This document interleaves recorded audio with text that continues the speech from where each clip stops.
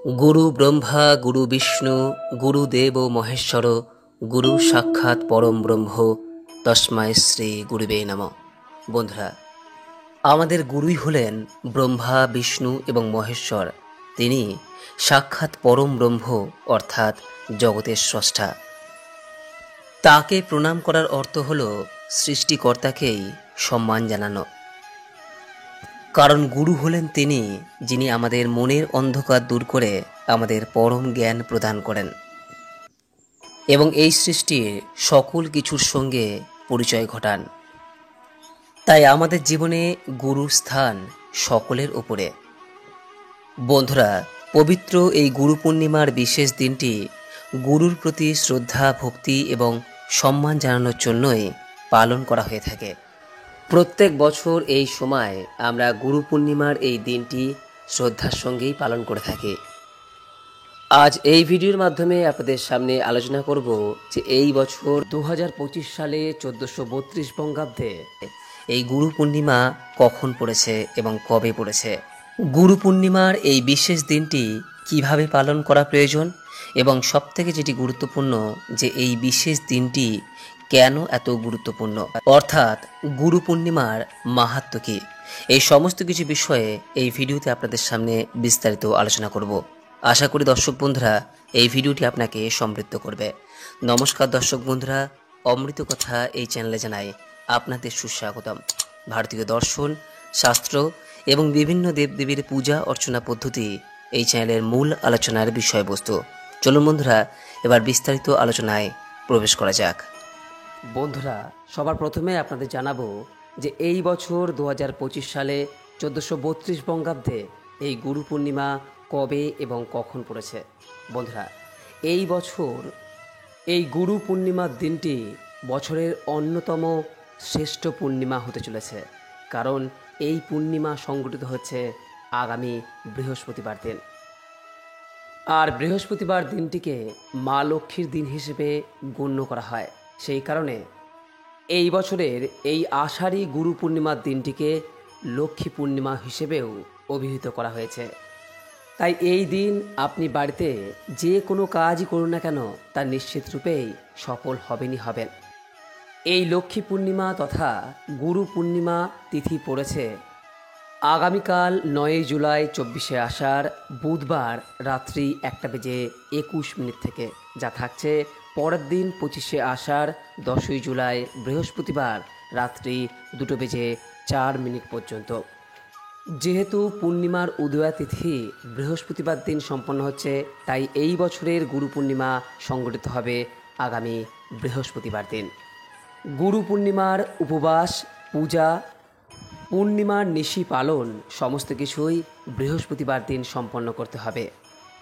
এই গুরু পূর্ণিমায় যদি বাড়িতে শ্রী শ্রী সত্যনারায়ণ ব্রত করতে চান এবং মা লক্ষ্মীর পূজা সম্পন্ন করতে চান, তাহলে এই বৃহস্পতিবার দিন সন্ধ্যা 6:23 থেকে রাত্রি 7:59 মধ্যে পারলে সম্পন্ন করুন। এই সময়টি সবথেকে শুভ হিসেবে গণ্য। এইবার আসবো দর্শক বন্ধুরা এই গুরু পূর্ণিমার মাহাত্ম্য প্রসঙ্গে। এই বিষয়টি অবশ্যই গুরু পূর্ণিমা পালন করার পূর্বে সকলের জানা প্রয়োজন। আমাদের সনাতন ধর্মে গুরুকে সবার উপরে স্থান দেওয়া হয়েছে, কিন্তু প্রশ্ন হলো কেন এই দিনটিকেই গুরু পূর্ণিমার বিশেষ দিন হিসেবে বেছে নেওয়া হলো। বন্ধুরা, গুরু পূর্ণিমা বলতে প্রথমেই যার কথা বলতে হয় তিনি হলেন মহর্ষি ব্যাসদেব। এই পবিত্র তিথিতেই মহর্ষি ব্যাসদেব মুনি পরাশর এবং মাতা সত্যবতীর ঘরে জন্মগ্রহণ করেছিলেন। তাই এই দিনে মহর্ষি ব্যাসদেবের জন্মজয়ন্তী পালন করা হয়। সেই কারণে এই পূর্ণিমাকে ব্যাস পূর্ণিমাও বলা হয়ে থাকে।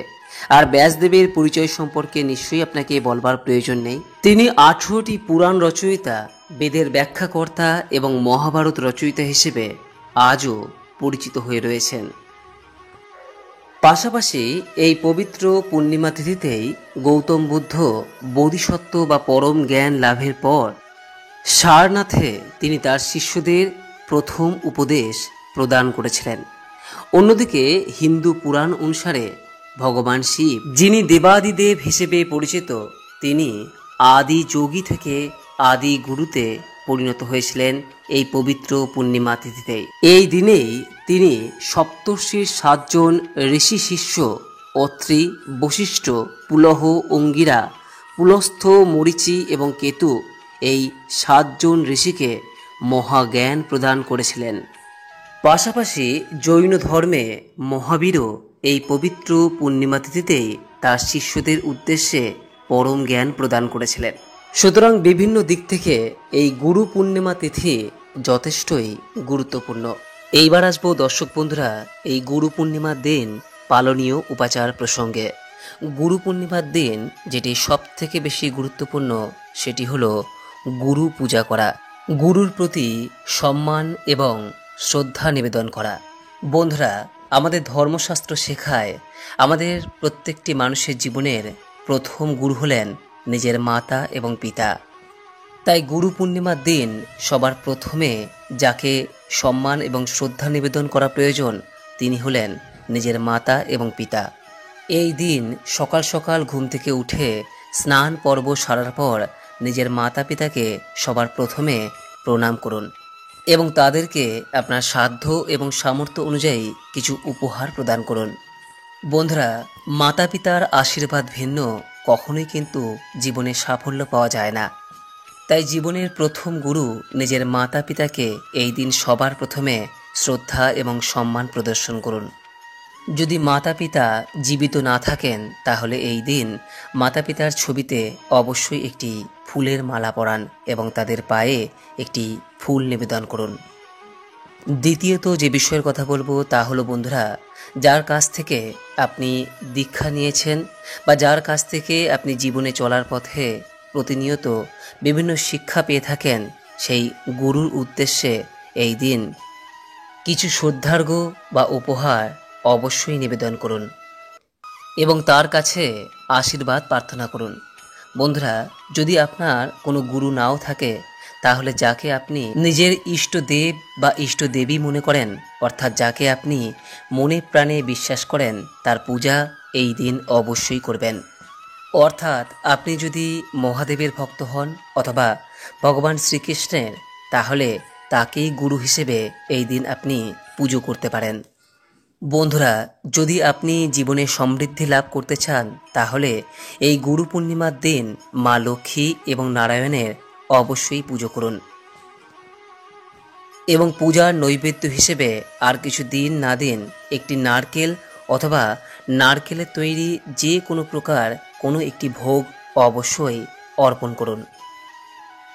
এই পূজা উপবাস থাকার পর সন্ধ্যাবেলায় সম্পন্ন করা প্রয়োজন।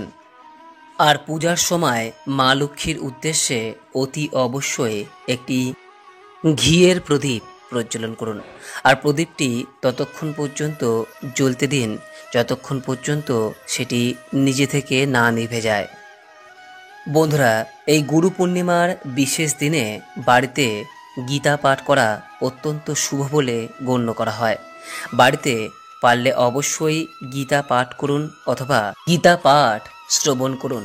তবে এখানে একটি বিষয় বলবো, যদি আপনি গীতা পাঠ করে থাকেন তাহলে যা আপনি পাঠ করছেন বা শ্রবণ করছেন তার অর্থ অবশ্যই বোঝার চেষ্টা করবেন। বন্ধুরা, এই গুরু পূর্ণিমার বিশেষ দিনটি গঙ্গা স্নান, দীক্ষা বা যে কোনো প্রকার শুভ কাজের জন্য অত্যন্ত একটি গুরুত্বপূর্ণ দিন। বলা হয় এই দিনে আপনি যে কাজই করে থাকুন না কেন সেই কাজ নিশ্চিত রূপেই শুভ ফল প্রদান করে থাকে। আর এই জন্যই এই গুরু পূর্ণিমার দিন দুস্থ দিন দুঃখী মানুষদের দান করার কথা বলা হয় অথবা অভুক্ত মানুষ বা পশু পাখিদের খাওয়ানোর কথা বলা হয়ে থাকে। বন্ধুরা, এই বিশেষ দিনে আপনার সাধ্য ও সামর্থ্য অনুযায়ী অতি অবশ্যই কিছু না কিছু হলেও দান করার চেষ্টা করুন। যারা গুরু পূর্ণিমার দিন গুরু পূজা করছেন অথবা নিজের ইষ্ট দেব বা দেবীর উদ্দেশ্যে পূজা করছেন তারা এই দিন অবশ্যই উপবাস থাকার চেষ্টা করুন। যদি কোনো কারণে উপবাস সম্ভব না হয় তাহলে অবশ্যই এই দিন নিরামিষ আহার গ্রহণ করুন। গুরু পূর্ণিমা সংক্রান্ত এরপরও যদি কোনোরূপ কোনো প্রশ্ন বা মতামত থাকে নিজের কমেন্ট বক্সে অবশ্যই জানাবেন। আশা করি দর্শক বন্ধুরা এই ভিডিওটি আপনাকে সমৃদ্ধ করেছে। গুরু পূর্ণিমার এই বিশেষ দিনটি নিষ্ঠা ও ভক্তি সহকারে পালন করুন এই আশা রেখে আজকের মতো ভিডিওটি এখানেই শেষ করলাম। নমস্কার, ধন্যবাদ। ঈশ্বর আপনার মঙ্গল করুক।